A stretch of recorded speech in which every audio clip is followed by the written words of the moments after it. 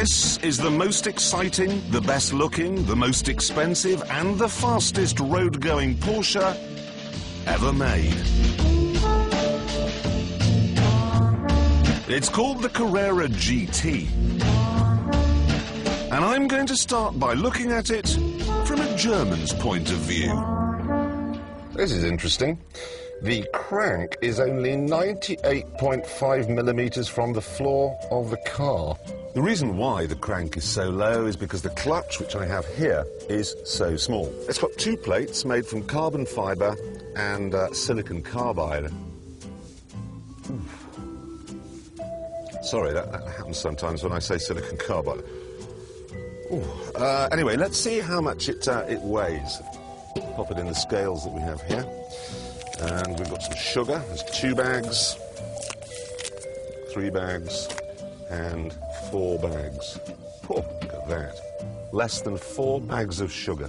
I'm speaking to you now from inside one of the Venturi tunnels.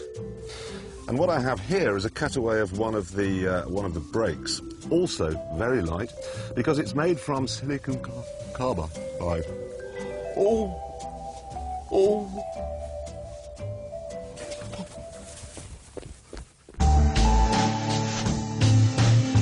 At this point, a German would come out of the lavatory, say everything's perfect, and move on.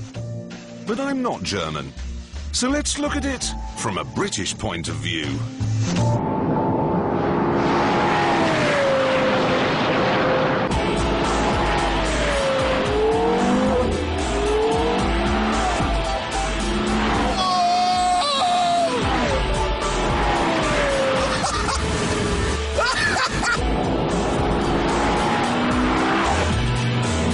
Just a mass of goose pimples. I've never had a feeling like this before. I've never felt anything like that.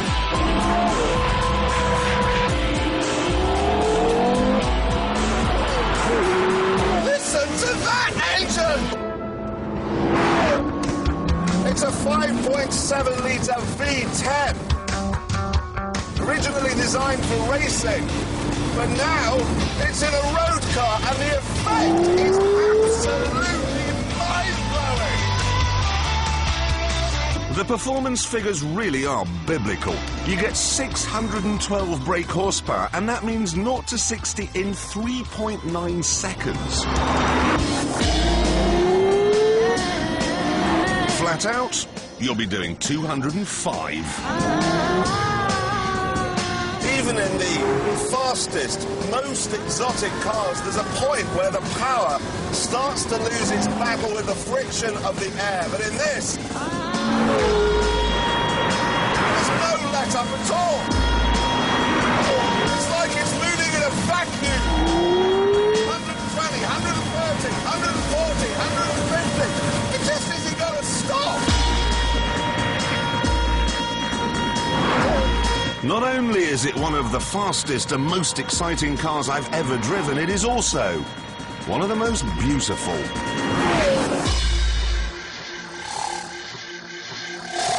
It isn't styled with the verve or the passion of a Ferrari or a Lamborghini. It's form following function, and every piece, every detail is as precise and as perfect as Germany's rail timetable. Really, there's only one car this can be compared with, the McLaren Mercedes SLR we tested 2 weeks ago.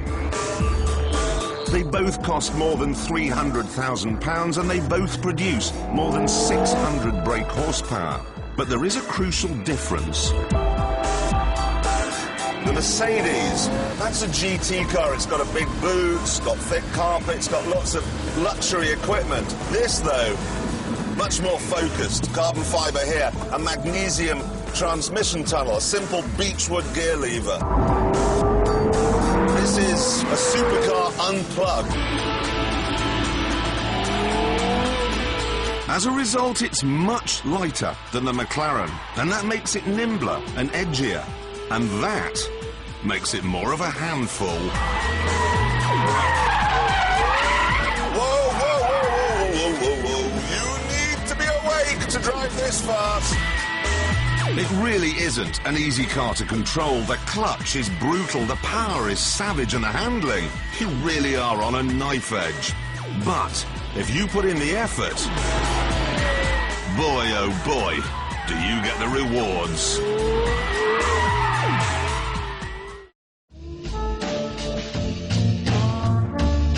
Normally, I like British and Italian cars because they have so much soul and character. German cars I always find are long on engineering but a bit short on passion. This, though, my God. It's that good, really. It is a phenomenon. Honestly, mind-blowingly good. So, I'm expecting it to beat the McLaren Mercedes, which is at the top of the board, of course, 120.9, because they've both got the same power, but the Porsche is 240 kilos lighter, which is a lot. Thing is, though, that McLaren Mercedes is easy to drive, automatic. You can go very, very fast, and it's not difficult.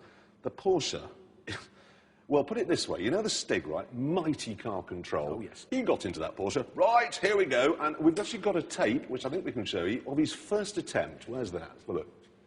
There he comes, into the hammerhead, very close to the tyres, and honestly, it's a pig. It's a monster. The Mercedes forgives you. That, make a mistake, it bites your head off. It's that simple. He had another go after that, spun it again, and again, and again. But then, after a whole morning's practicing, he was ready to take on the Mercedes.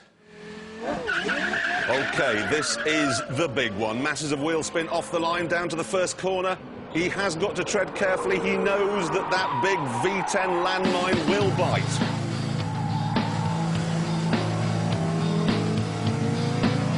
I am actually surprised he's playing his power ballads today because really he has... Look at that through Chicago. He's gently on the power, doesn't want to lose it. He really doesn't want to lose it. Bit of a wiggle, he's OK. Coming up to the hammerhead. This is where he spun it before. Cannot afford a mistake now. He's already off the SLR's pace at this point, but now... This is maximum attack mode. He's really opening the taps now, really, really working that manual gearbox, wringing out every millisecond advantage over the automatic McLaren. This is the second to last bend, hard on the ceramic brakes, keep it steady, he's measuring out the power, Gambon corner. Oh, he's pushing it now, and there he is! OK, the McLaren Mercedes did it 120.9. Yes, we know that. Go on. Which is pretty fast It's compared amazing. to all the others. Yes? Yes, and... Porsche. Yes. Got it here. 119.9. Fastest car we've ever had.